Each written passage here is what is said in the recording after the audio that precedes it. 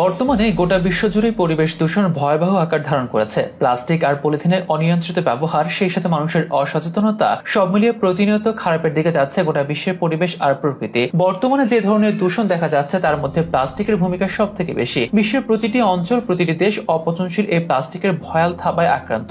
বাদ যায়নি সমুদ্রের নীল জলরাশি। বর্তমানে যে হারে প্লাস্টিক দূষণ বাড়ছে এইসব সাগরে, তাতে আগামী কয়েক বছরে সমুদ্রের জলজীবের থেকে প্লাস্টিকের পরিমাণ বেশি হওয়ার আশঙ্কা করছেন বিশ্লেষকরা। তবে আশার কথা হলো, সমুদ্রের প্লাস্টিক বর্জ্য অপসারণ এক মহৎ উদ্যোগ নিয়েছে 28 বছর বয়সী এক ডাচ তরুণ। প্রশান্ত মহাসাগর থেকে প্লাস্টিক বর্জ্য সরানোর বিভিন্ন উপায় নিয়ে কাজ করছেন বোয়ান স্ল্যাট নামের একজন উদ্যোক্তা। তিনি এই কাজটি করছেন প্রায় এক দশক ধরে। ওশন ক্লিন আপ নামের একটি অলাভজনক পরিবেশ সংগঠন প্রতিষ্ঠা করেছেন তিনি। সাগরে জমে থাকা পরিত্যক্ত প্লাস্টিকের বড় জঞ্জালটি পরিচিত তার গ্রেট প্যাসিফিক গার্বেজ প্যাচ নামে, যার অবস্থান উত্তর প্রশান্ত মহাসাগরে। সেখানে চলছে তার কার্যক্রম। এই জঞ্জালের মধ্যে রয়েছে মাছ ধরার জাল ও মাইক্রোপ্লাস্টিক। বর্জ্য আটকাতে ওশান ক্লিন আপ দল দীর্ঘ ইউ আকৃতির এক কাঠামো ব্যবহার করে, যা দেখতে মাছ ধরা জালের মতো। এর দুপাশে দুটি নৌকার মাধ্যমে বিভিন্ন বর্জ্যের স্তূপ টানা হয়। জলচর প্রাণীদের যেন সমস্যা না হয় তা নিশ্চিত করার জন্য ধীর গতিতে চলে। কৃত্রিম বুদ্ধিমত্তা চালিত ক্যামেরার মাধ্যমে সাগর পৃষ্ঠে ক্রমাগত স্ক্যান করে সেটি আগে থেকে করে রাখা কম্পিউটারের মডেলগুলোর সঙ্গে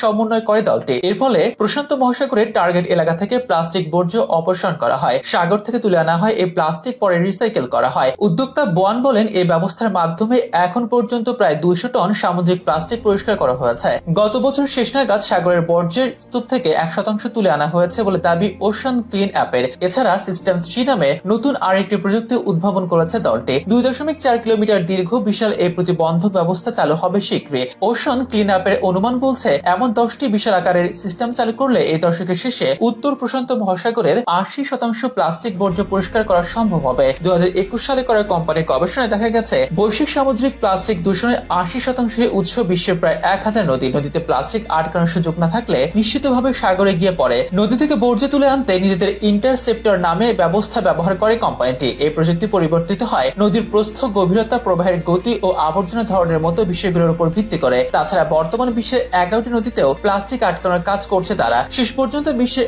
1000 দূষিত নদীতে এই ব্যবস্থা চালু করার লক্ষ্য নিয়েছে দলটি।